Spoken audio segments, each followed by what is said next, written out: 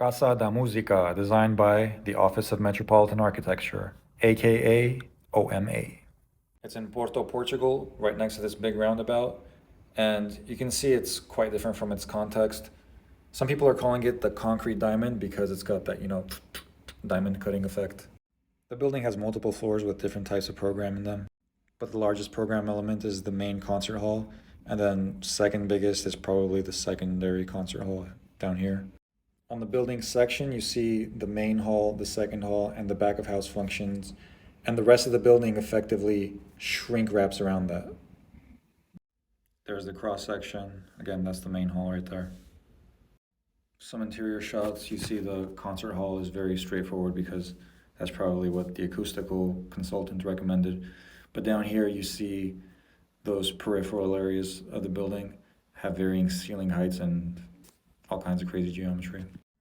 What a lot of us architects love about OMA's work is seeing the partie and the diagram become the building. And here we see that with these process models where the main hall is evident and reads through that shrink-wrapped faceted exterior shell. This house is in Porto, Portugal. It was designed by Pritzker Prize winner Eduardo Soto de Moura. Since the client was a film director, the residence was designed to resemble a twin-lens camera. Structural engineer William Lemessurier designed this bracing system for this building. Ideally, you'd want the stilts at the corners, but this church said it wasn't relocating, so they had to go at the centers. Like for part 2. The engineer had specified welded joints for this structure. The construction team wanted a more cost-effective solution, so a member of Williams' engineering firm approved the change to bolted joints. That was the problem. The engineer caught it and had it fixed. Yeah, Diane Hartley was a student at Princeton at the time doing her thesis on the Citicorp building. When she discovered the corner winds produced the highest stresses, she calculated them. But noticed they didn't match the ones on the drawings. She called the engineering firm, who then noticed the bolts instead of welds. I was just walking by this brickwork and really enjoyed the design of it. Here you see the profile of the wall is stepping, kind of like a ziggurat, and sometimes the wall widens to create a cavity like this that acts as a planter box, and it creates a surface for the railing above to adhere to. Le Pavillon Noir, designed by Rudy Ricciotti. It was designed for a contemporary dance company called Ballet Preljocage, and it seems like the building is an essential part of their branding. I love how the concrete is also dancing in a way around the glass skin. In 1961, Frei Otto began to experiment with soap bubbles. With soap film and looped strings, he would find the minimal surface, he would extract it for the given constraints. And the findings were translated into his designs as lightweight tensile structures, which has been done since, but at the time it was extremely cutting edge and arguably paved the way for that.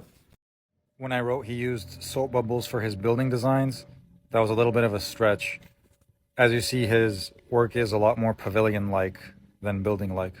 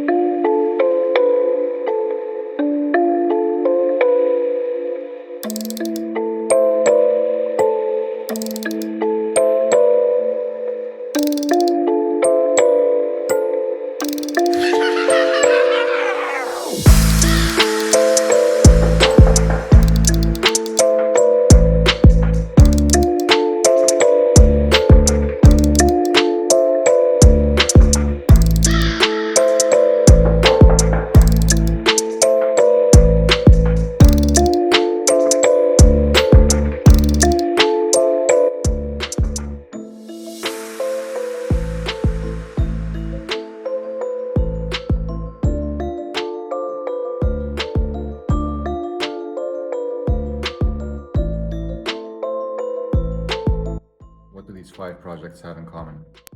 The Municipal Stadium of Florence, the Palazzo dello Sport, Palazzetto dello Sport, the Cathedral of St. Mary of the Assumption, or St. Mary's Cathedral, and the Turin Exhibition Building.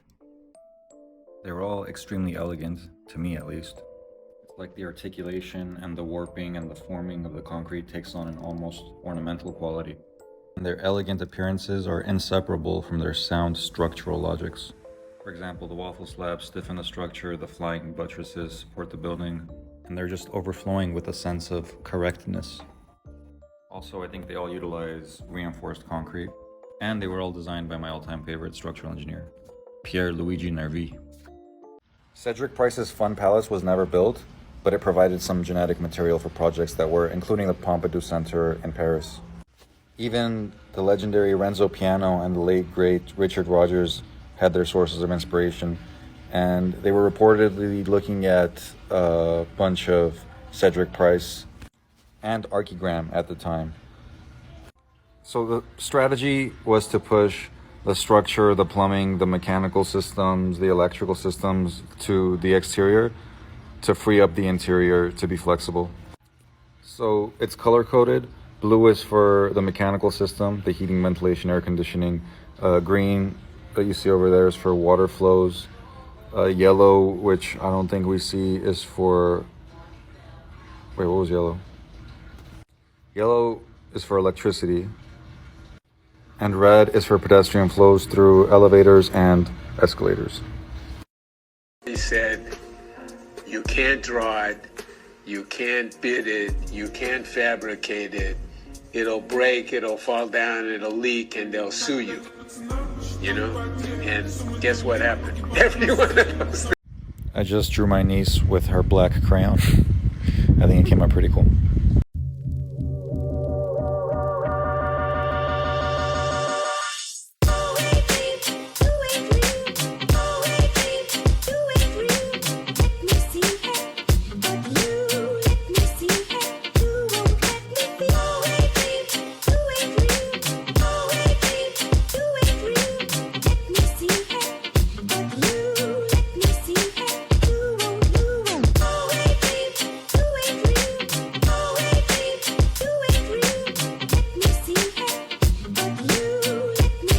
It's easy to post content. I'm really good about for now, TikTok content. But in 3 years, everyone's gonna struggle posting on TikTok because everyone's gonna be there, and it's gonna fuck everyone up just like it fucks them up on Instagram. Instagram didn't fuck you up. Your insecurity fucked you up. So you Out of the blue, TikTok, which was considered like a thing for kids that were dancing, is now on fire. And I actually had to get on TikTok a few weeks ago, and luckily we're growing like a weed on that thing. And it's because 18 to 34-year-old males and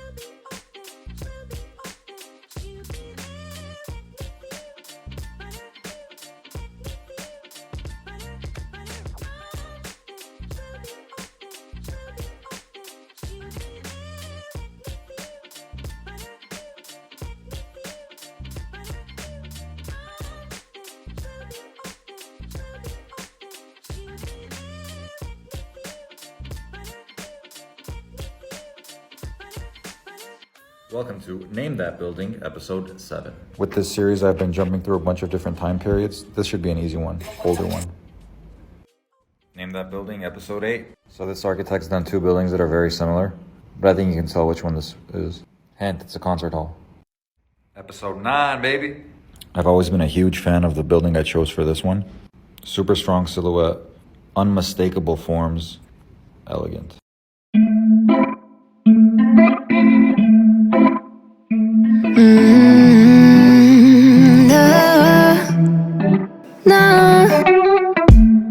I'm looking down from up in the sky. I don't like it. Oh, I've been without you for all this time. Good God, I'm bent out of shape now. You got a body like a model. You got a body that you always find. Name That Building, Episode 10.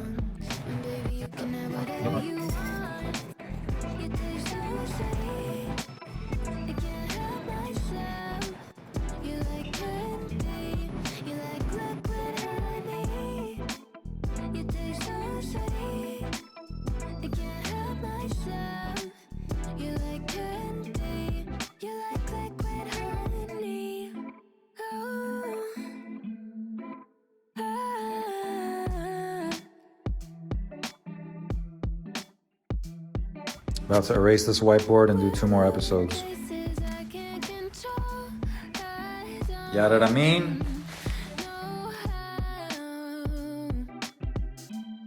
To be without you, I don't feel whole. Look what you've done to me now. You got a body like a model. You got a body that you always find. Open up a bottle, and baby, you can have whatever you want. You taste so sweet, I can't help myself. You like candy, you like liquid honey.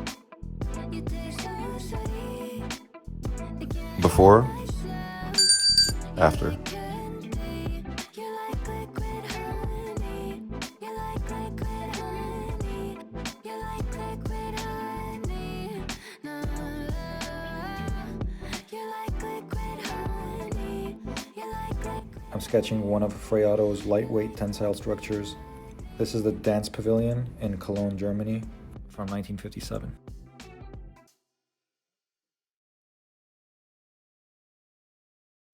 Samsung put out this genius bus stop advertisement for the Galaxy Z Flip 4. I'm not sure if this chair has a back and this one doesn't, or if they actually flip open. I'm guessing they actually flip open because there was a sign there that said flip me open. I think it's super powerful. You're better off not having a vapor control layer than having one in the wrong place. Having one in the right place is better than not having one. So if we had a clean sheet of paper, this is what the perfect wall would look like. The black line is the water, air, and vapor control layer, and it's on the outside of the structure. And then the cladding should be back ventilated and drained. It's the best. Works in Miami, works in Montreal, works in Memphis, Minneapolis, Monterey, the Mojave, Muncie, works everywhere. All right, so if I take the perfect wall and I lay it one way, I get the perfect roof. I lay it the other way, I get the perfect slab. So the perfect roof would have a membrane here, protected against the damage functions. It's not exposed to water, heat, and ultraviolet light. Well, if I put the membrane here, I can get at it to replace it, but if you put it there, you have to. We have an interior design class in a room with terrible interior design. This is a head injury waiting to happen. I actually bumped my head against it like twice. These are hexagrams and each one means something. And I actually don't even know what the three I chose mean. It just looks like an A, an H, and an A. So it's our Hovsepyan architecture. And it just works out that the hexagrams, some of them look like A's and H's. But I haven't looked up what they mean yet. I mean, one day I will when I want to surprise myself, but... You could say the wise man always looks up the alphabet before using it. Yeah. And if I replace the ballast with dirt, grass, and a goat, I get a lead point. It's a green. The green roof doesn't make the roof work any better. It just makes you feel better about yourself. It's a psychological thing. I mean, dirt is not insulation. If it was, we would put it in bags and sell it at the Home Depot. It's just freaking dirt. Grass is not a reflective coating. Why not just add more insulation and paint your roof white? But no, we got green roofs, we're not, it's ridiculous. Well, we need to store the water up on the roof. That's insane. The whole idea of a roof is to get the water off of the damn thing. People are nuts. So ask me how I think about green roofs. Joe, how do you think about green roofs? Well, I think they're great if it makes the building look good. You see, I would argue that Buckminster Fuller was a terrible architect because he didn't know how to take the goddamn geodesic dome and how to get into it, because you can't get into the damn dome, right? It's a stupid idea, all right? So, yeah, he didn't know it, and he was a tinkerer who took great stuff and turned it into shit, okay? And what I'm saying is... In 6-hour lectures. In 6-hour lectures, all right? I'm passionate about music. I found buildings that were related to music. This is a Zaha Hadid structure for classical music. There's a piano there and the audience is around as you go through it. Non-rhythmic, strange music. Architecture and music is a very hard thing to bring together. Yeah, but people have done it. I think I want to try to do it, but I don't know how. If I was going to pick music to combine my architecture with, it's going to be with the battle rappers, who I think are really the Shakespearean writers of our time. I don't even know if that's like People who know that, we'll just call them battle MCs, and you know their pens are insane.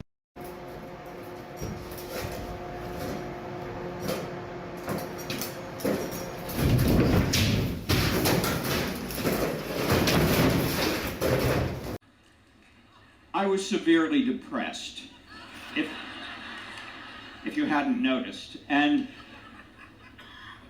I prayed to a God I did not believe existed to show me a sign that there's a reason to go on living.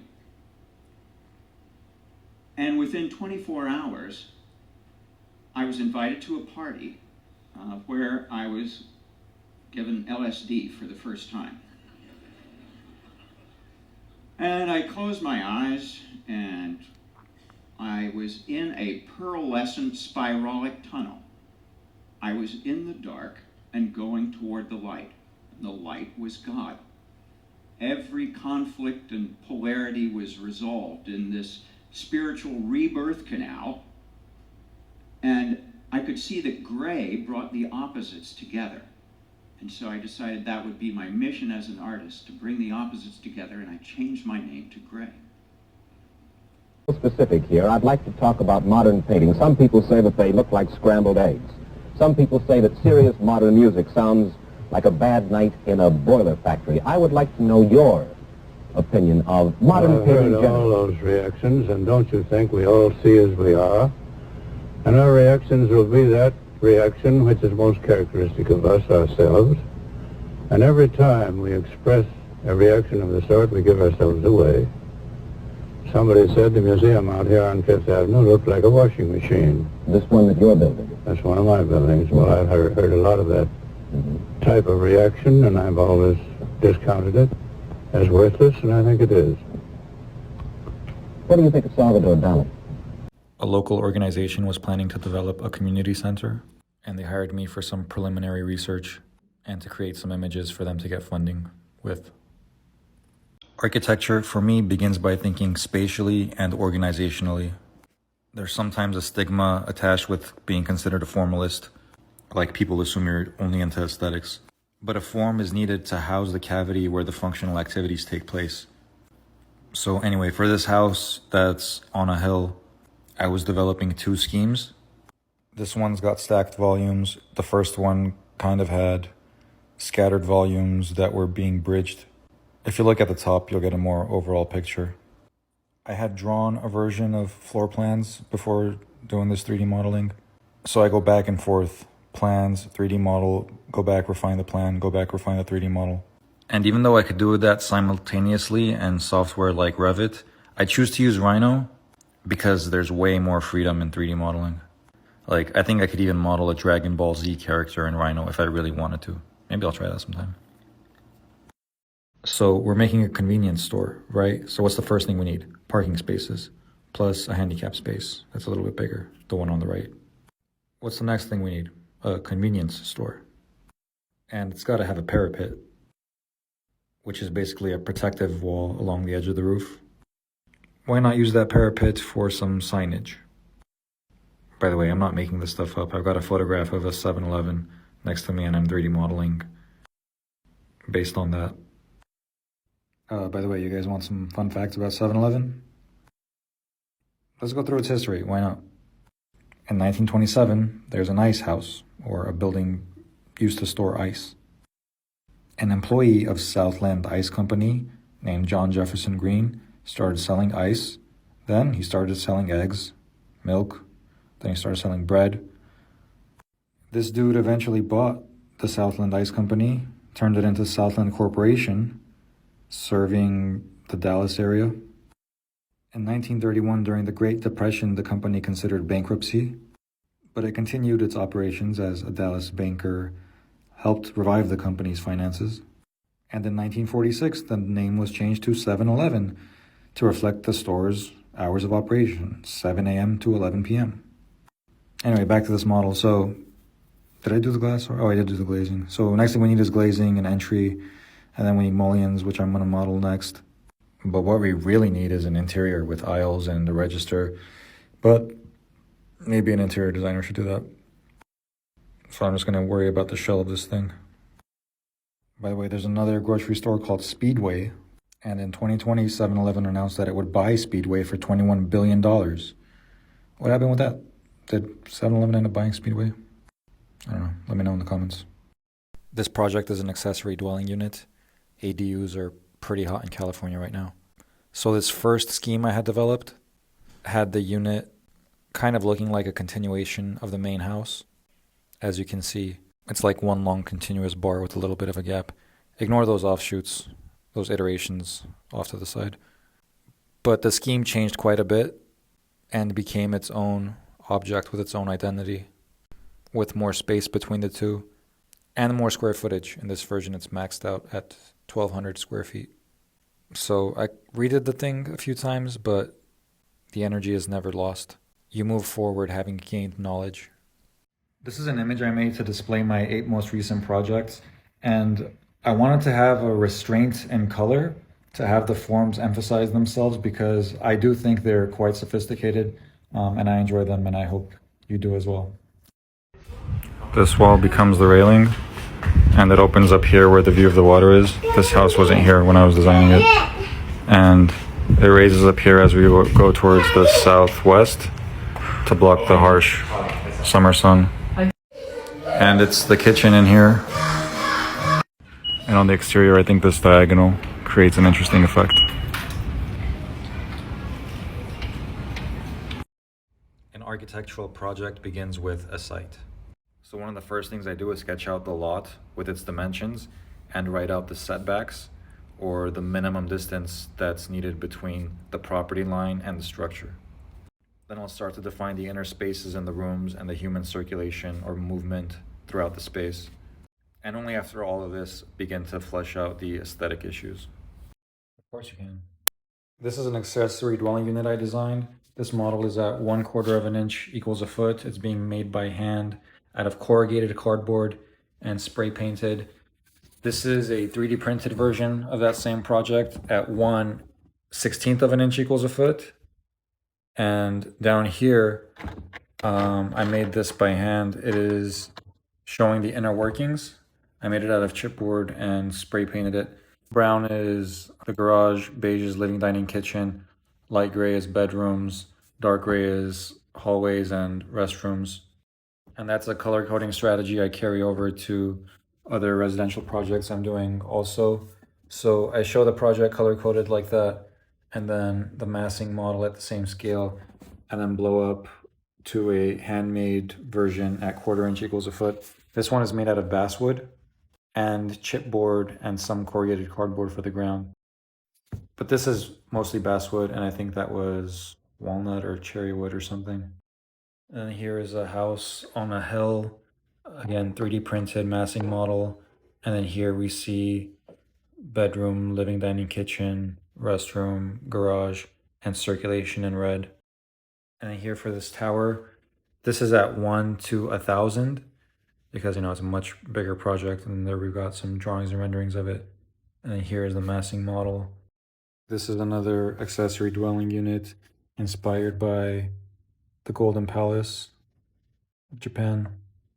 I use a blade like this. This one is made by X-Acto. Olfa Knife also makes similar blades. Sometimes I'll use this type of X-Acto. I'll use a cutting mat because I don't want to cut up the surface I'm working on, the table or ground or whatever. Tacky glue is a must. Oh, here's the Olfa Knife. Double-sided tape comes in handy. Machinist squares come in handy. This is a model of a 10-unit apartment building. So that's color chipboard there. This here is the hallway. This is the elevator core. Here's the ground, and you see the property lines and then the setbacks and the project within that. And here are some study models I had made as a student that I've gotten beat up over the years. I had made larger, cleaner models, but those were hard to keep. Thank you for checking this out. Let me know if you got any other questions, comments, or concerns. On this floor right now, we see horizontal lines and vertical lines. So the verticals line up with many things in the house. That line we just saw connects with this jog in this window, and the line in the ceiling There's another one here. There's a line here that this wall is along. You'll see it right there. And it defines the placement of the glazing. The location of the skylight. The windows back here, roughly. There's a minor glitch on that one.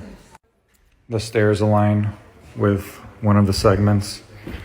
And on the exterior, we also see the lines expressed.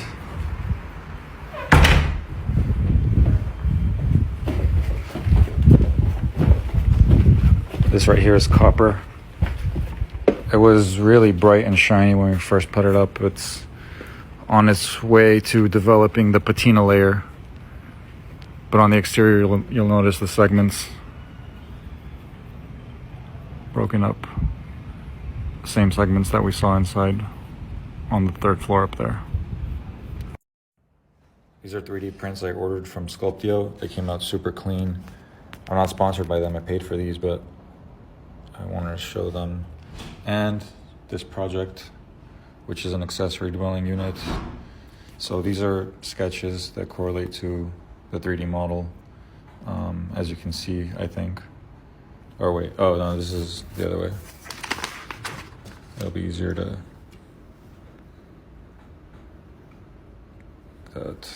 Yeah, you see how that elevation is that elevation. And then the plan.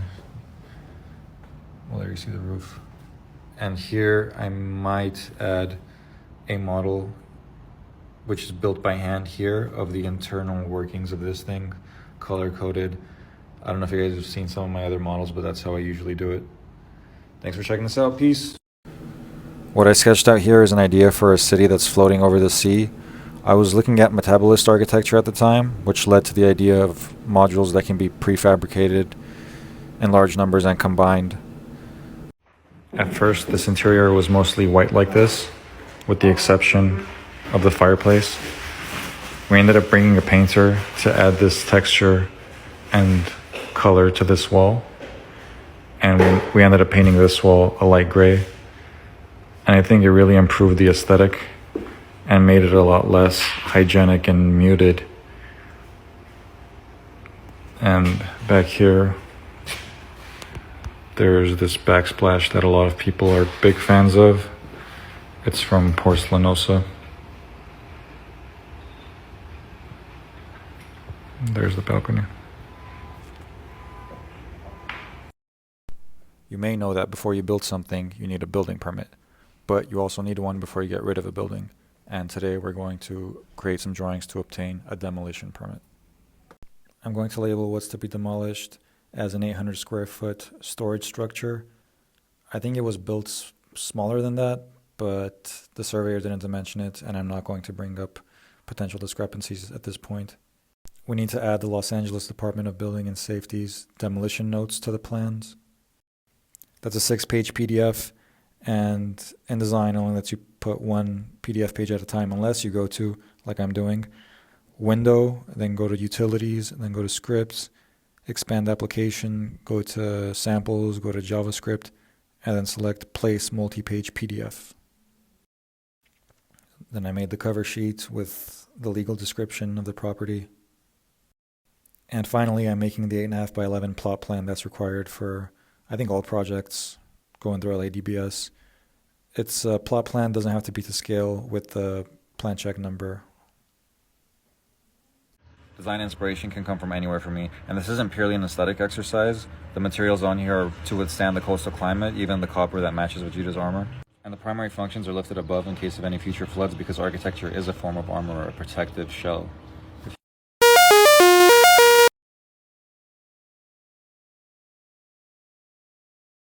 The balcony, we were looking at drains here. This is where the water comes out below, straight into these plants, and it's centered on this copper piece, which is a defining element of the house visually.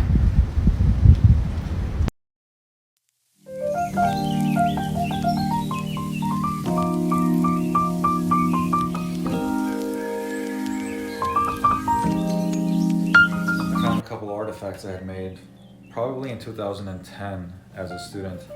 This is a drawdle. Think about that word, drawdle. It's a drawing model. So it has depth, but it also relies on graphite to get some information on there. And this is some parasitic architecture I was exploring. I indented the side elevation at the same angle of the stairs a little bit right there. And there's a guest quarters back here, which had a 500 square foot maximum. So that is pushed in just 1 foot, just to add that to the outdoor space here. I know it's small, but the intention to define this outdoor space is there.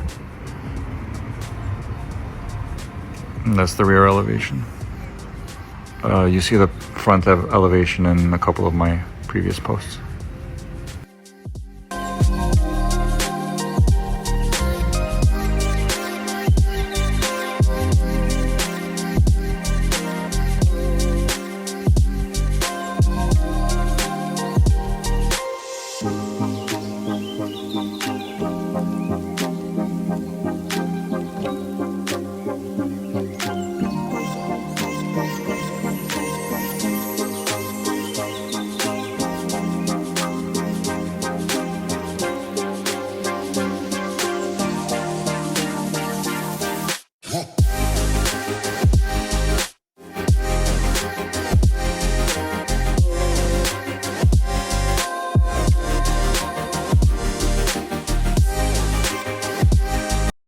There's a very peculiar process that human beings undertake.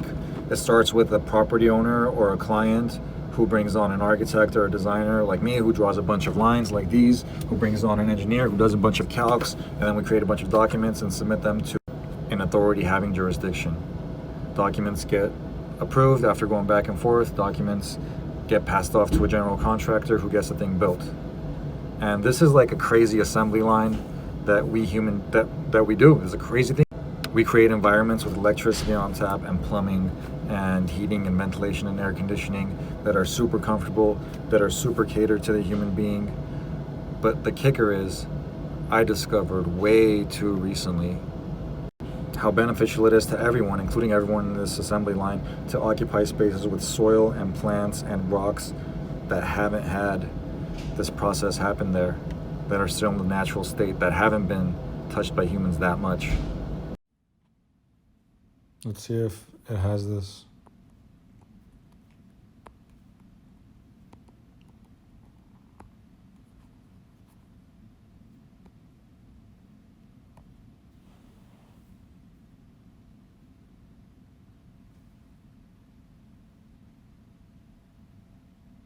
You know what? That's so Gaudi inspired. There might be something to that.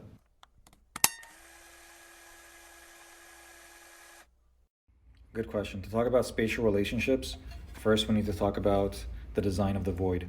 So we might think of these as two discrete objects, these two buildings, but urban designers will really think of the design of the void that's created between them and the type of interiority and experience that creates, that.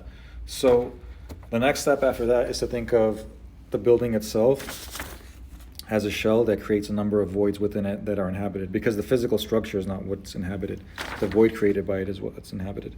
So we can explode this building visually and think about the rooms, the spaces within it, and how they relate to each other and how a human being is going to experience it versus thinking of it as a mass. The architects that I really look up to didn't only do client-driven work. So sometimes I have to do what I have to do for me as research. I look at patterns and I draw forms based on them, thinking about human circulation and inhabitation that can be used to create designs of various scales. So in other words, I stack ammo of design languages that I can use at any time. But with these in particular, I was thinking about larger scale urban work. So these were based on the flower of life. This one was based on old Islamic carvings. And this basically comes from Christopher Alexander's book, Pattern Language. I recommend this book if you're looking for design philosophy. It's free as a PDF. He describes how patterns can be used on projects of all scales. He lays out how to create a healing environment. And he put it out as a free PDF because this information is supposed to be out there for anybody designing spaces that humans are going to inhabit. When I'm designing a house, I think about pattern language. Even if the pattern I use is a basic grid or two grids at different angles merging, I need ways to break down the volume into smaller parts and not have a blank mass. And I need ways to give people options of how to move through the space so they feel like humans and not robots. I also consider sun angles and views, and that guides the design as well as how the eye moves along the form to view it. But really, for me, it comes down to creating a coherent design that will be pleasant to occupy. Remember assemblies had sentiments, now they just stand with parapets, never with pediments, soil with sediments, mental, just settle it, bone and pick, mess with the mental, just settle it, rapping, I'm gripping this pen and I vent with a hazard, the building needs air, so I vent with it, centered with 10 different geometric bits, meant to split, evident, rendered it, cause I build it like I draw it, Analogize architectural, analyzing your character, now I would advise to be skeptical, doubt breaks and like G, I question your foundations like geotechnical, laugh vacant might be a special one, Dalmatian I see a speck on you, outrageous I make a spectacle, south facing lining with ventricles, Now what happened architecturally after World War II? Come with me, hail Corbu, ZA, till the day, y'all's home skill terrain. I lift the floor to free space. I'm Le Corbusier, and yo, this my way of what? Fixing, solving our problems by what? Lifting boxes on columns, give that footprint back to the planet. Put grass on top, elevations having glass so wide that the insides are brimming with natural light. Less structure and an unobstructed plan inside. Who's that? Yo, I'm Frank Lloyd Wright, and it's amusing listening to Corbu's wit. He knows the words but not the music. Just hearing him, I'm about to lose it. I could have thought up Villa Savoie while I was snoozing, and I'm very proud to lay it down with Prairie style. See, Mr. Corbu mentions modular fairly loudly, but the thing about me is I did that in kindergarten. I don't need no B.Arch degree, bring the warden. I school you all with every single drawing. Here's a testament, here's my organic architecture text, invest in it. With your 5 points, you're sadly guessing, kid. Wanna see some architecture? Come to Taliesin, kid. Now how many of my buildings can you not keep a tally? Yes, and kid, you can leave out the ones in Cali. But why compare? I don't believe in the education system either, and I don't know why. I don't know why you mess with me, FLW. Man, I never trouble you, but since now you wanna spew, I draw, paint, and sculpt, mastered rhetoric too. I'm a veteran, let me explain why I'm better than you. I paved the way for architects who address every issue, from public transportation up to high-rise cores that lift you. L'esprit nouveau, the true hope from my pupils. There's an architecture, the new notes that the youth quotes. Master plan, solving traffic jams, y'all use.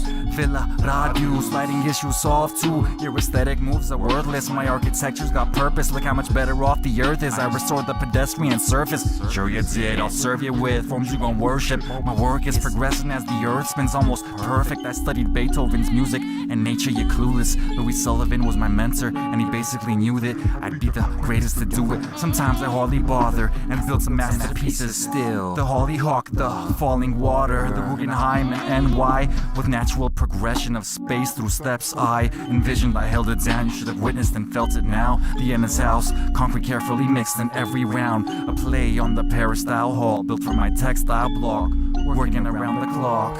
Greatest of all time, the title is mine. When I die, I'll take it with me. Maybe someday they'll build Broadacre City. It's good. I don't criticize, right? Why does right criticize me? And the answer was that I have a grandson. He's 12 years old, 13 today.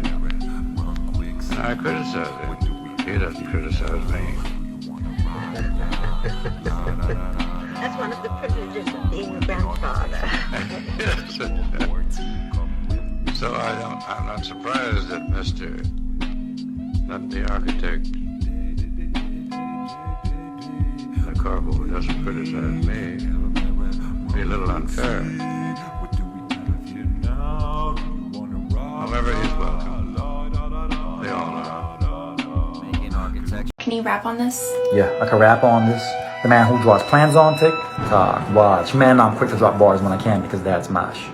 People wanna see me being whack though. She's with the cleaver in my back, bro. But I'm back, bro, like a damn ghost out the catacombs. But I spend my time in a dojo, left them etched in my logo. And my plans in the fabric of time and space, cause the damn demon tells me I'm a waste. Might just face my rhymes encased in designs I'll make names of time and place. I just might hold a tech a 9 sideways and pop your neck. That's how I architect, it's how I architect, it's how my bars connect. Casting all devils out of your life, that's what my squad will rep. This is not a test, getting all your reps.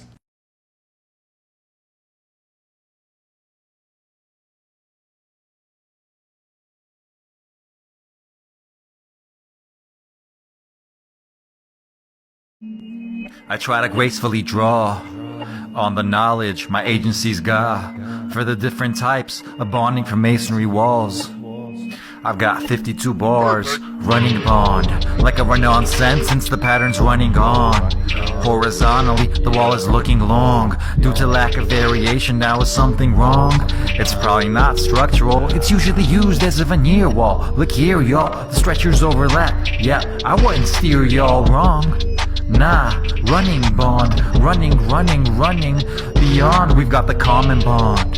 Y'all need to relax, this is a common bond. Cause it's probably structural, because it's locking on. If it's got 2 wives, now let me comment on the effect on the eyes, because it's also got visual variation a little bit. You should think of our own nation, because it's also known as the American bond. The bricks are like the lines of the flag, stretching them long. Let's get back on track. The next pattern is the stack bond. Yeah, if in a cartoon you wave the magic wand and ask for gold bars to be stacking on, man, it'll look like that. And y'all, don't use too much force with your hand over your lap, dog. I said you've got to reinforce it, they don't overlap, dog. The stack bond, think of the paper for math, y'all. It looks like the paper you draw the graphs on.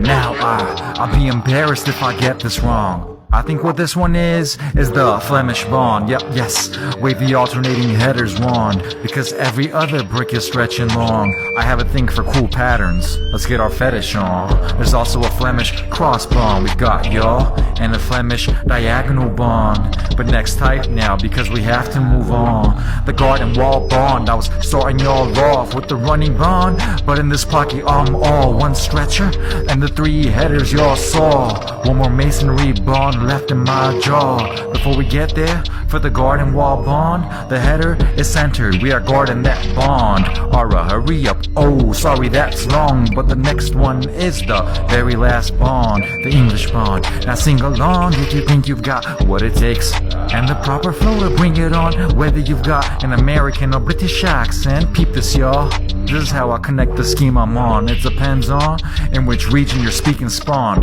Divided by a common language is our secret bond. This is why our nations have the English bond. Conversations between nations, alternating speeches on. And in this wall, it's alternating each as long. The course of stretchers, then the headers. See it, y'all? Mnemonic devices, my secret sauce. That's how I remember the masonry wall of English bond. Ara? His brain's all twisted, he's off writing, that's how I off-writers. I had clever off the top line since I was 18, and started pulling all-nighters on all-nighters to build models and draw lines on lines to make sections, and learn physics from Dr. Carmichael. I stuck to walls like I'm Spider-Man, no long wires, but I ghosted people, disappeared like the Dark Knight does, on point like edges of barbed wire, but down to earth like low riders. I'm so tight, bruh, tell me, do you feel me? So I swear I'll be back as soon as I get my ARC license and spark like a Zippo lighter, spit bars all fire from the heart that you feel in your chest like bronchitis. Y'all have no hard lines, plus y'all biased. When I start trans, I'm not trying, y'all just start biting. Look, jaws tighten so extreme like when y'all start diets. I'm so darn righteous, I give y'all gems. Designing's my job, right? Cause rap is my art, priceless. Yeah. I drove by this statue when I was visiting Armenia in June, and I'm not sure what it's commemorating, but I imagine it's a monument to something. I don't even remember where it was, I just remember it was outside of Yerevan. Anyways, I recorded it because it looks very similar to a high-rise design that we have developed at the office. It starts off narrow, gets a little bit wider, and then slowly ends up at this sharp point, kind of like a diamond that's stretched out vertically. But on ours, we had added these fins on the south to soften that harsh summer sun.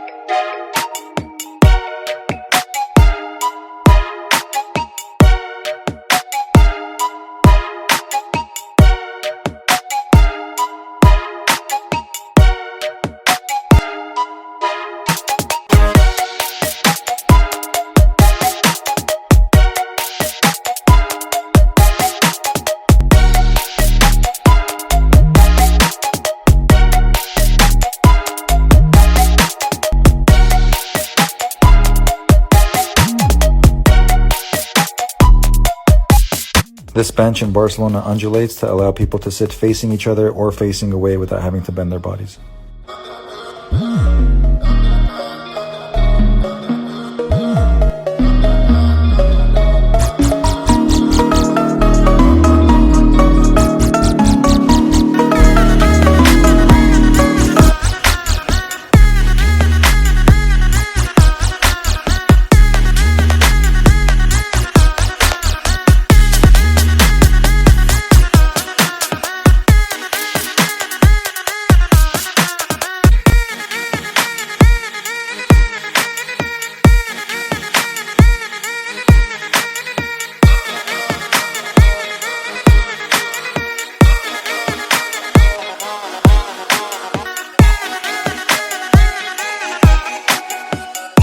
Really cool public circulation spaces in Barcelona. Look, this has this central opening with this tree, and it winds with this ramp to take you over the highway.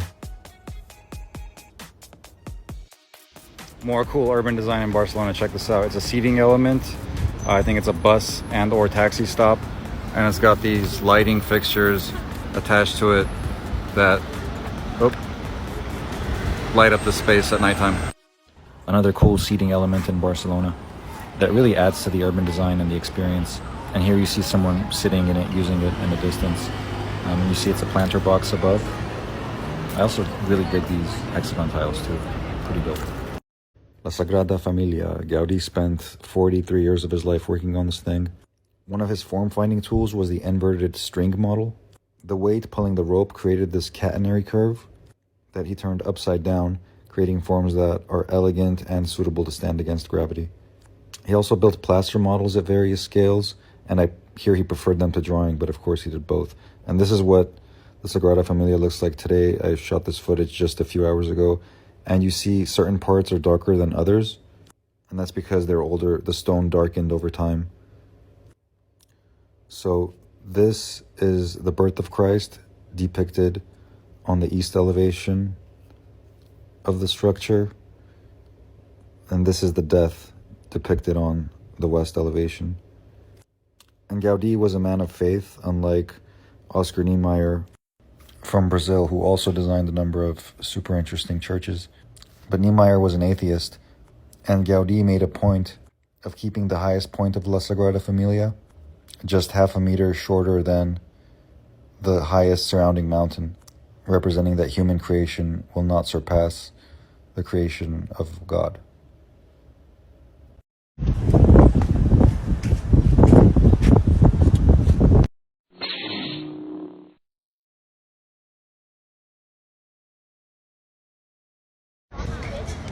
Hola.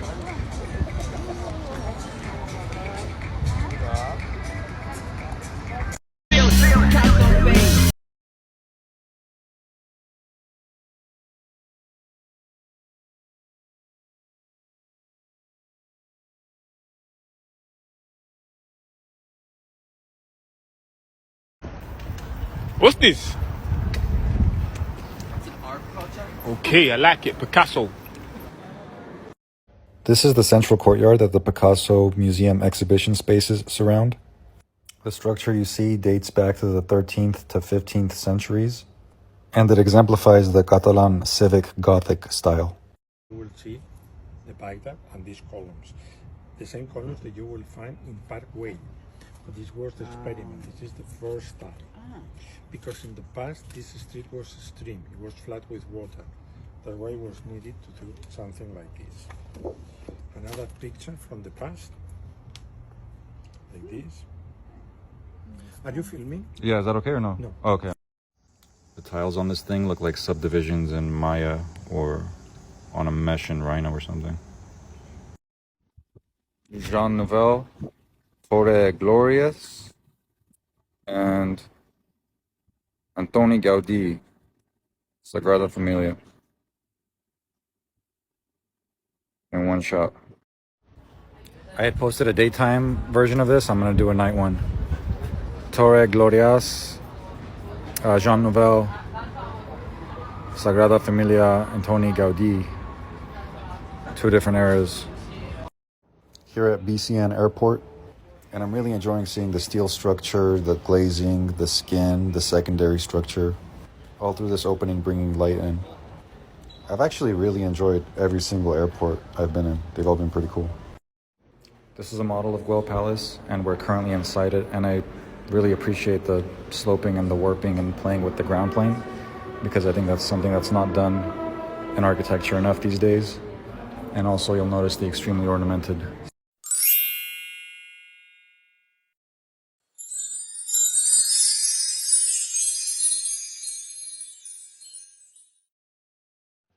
This is one of the original columns from the 1929 pavilion. This is one of the columns recreated as it originally appeared. And here's the plan of the column.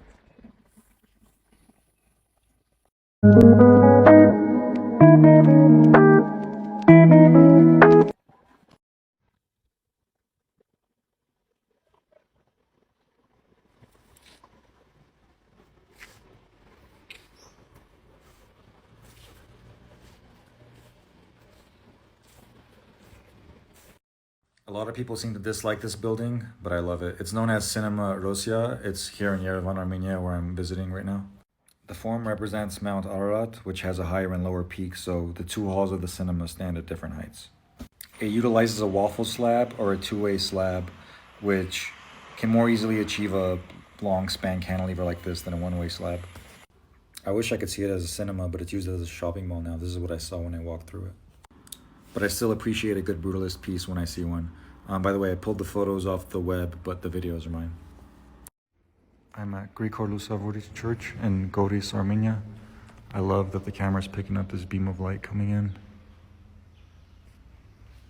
And I also dig, well, the door carvings on all the churches, but this one in particular has kind of a different skin than a lot of the other ones. I was just informed that this is a thin layer, like a veneer on the exterior. I also dig the sidewalk and street design. There's the one planter area being used, and I'm standing just right outside the Grigor Lusavuric Church. The skin reads almost like fish scales, and I dig the articulation on the top up there too. Again, different from a lot of the other churches here. And there's a small water element in the form of a drinking fountain on the premises.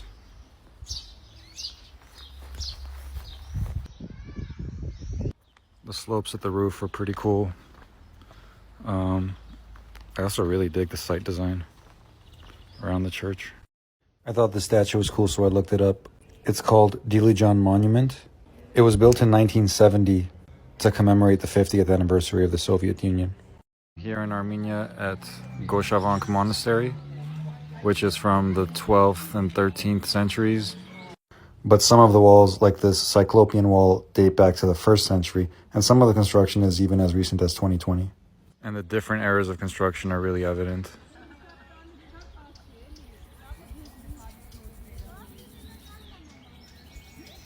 Again, I'm a huge fan of the plants occupying the exterior of the building.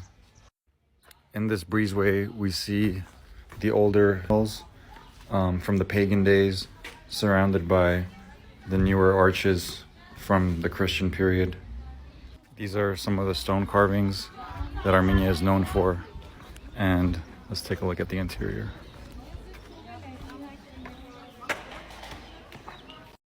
This church in Gyumri is from the 19th century. It's known as the Holy Savior's Church. I believe both the black and red rock are tuff, which is made of volcanic ash. And I love how life finds its way and expresses itself on it after centuries. I also dig the siding of the structure and the articulation through cobblestone around it, and the stretched out staircase splitting the levels of the ground and defining various spaces. This on the left was one of the original coverings of one of the original cylindrical helmets on the roof. The structure was damaged by the 1988 earthquake and underwent restoration, and it was unfortunately closed, so I wasn't able to get inside, but did enjoy the exterior quite a bit.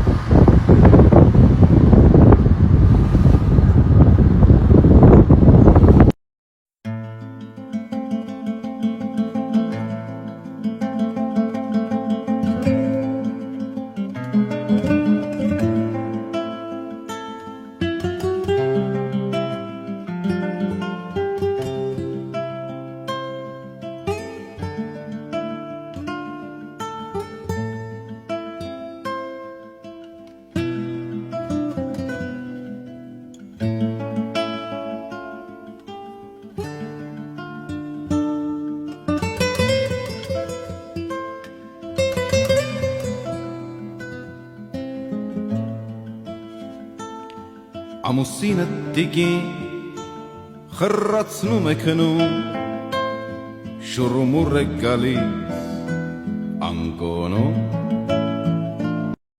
This is Tumo Gyumri. The existing building is from the 1850s, and the addition in red, I believe, was completed in 2020. The red part is by Bernard Curie Architects. This is a hail cannon. We're not sure if they actually work or not, but they release a shockwave that reaches the clouds above that's supposed to disrupt the formation of hailstones, because hail can seriously damage the crops. There was this delightful Russian church in Gyumri. I kind of wish I was able to see the stonework on the interior, but I shouldn't complain. Plastered, it looks amazing. Also, it's beautifully ornamented. The light comes in nicely and evenly.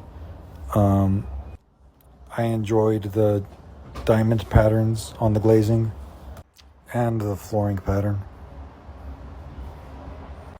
There were a number of pristine, clean-looking buildings in Gyumri, but I was really more enamored by the ones that were in a state of decay and starting to be reclaimed by nature and abandoned. So as you see, I captured much more of those. Here we've got an abandoned structure and some gas pipes. And here's a statue of Lenin, whose real name was Vladimir Ilyich Ulyanov, who served as the first and founding head of the government of the Soviet Union. It's interesting that the statue stayed. These, I imagine, are still occupied.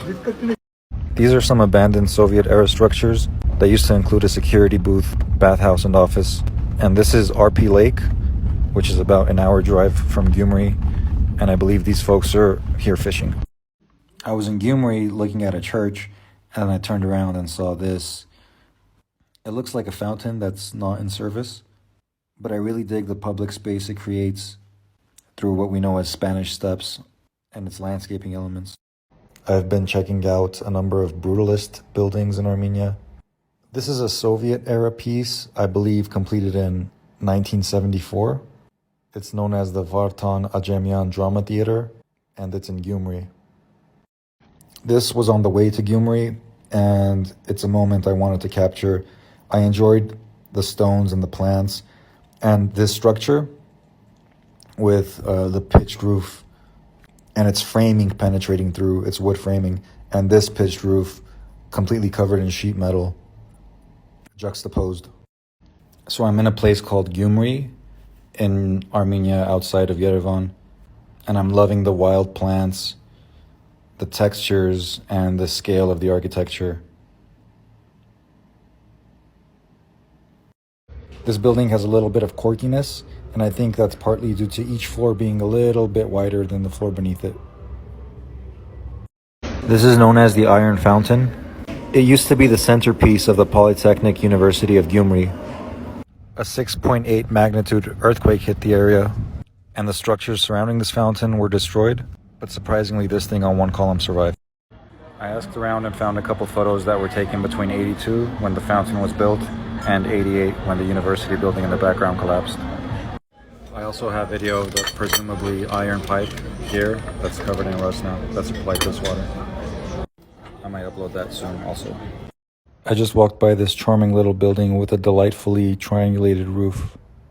Google Maps says it's a Hard Rock cafe that's temporarily closed, which makes sense given the guitar statue, but I wish I was able to see the interior of the building. This is an apartment building completed in 2013. The form of this thing is incredible, even though the stepping portion of it that cantilevers out seems to get less than the desirable amount of sunlight.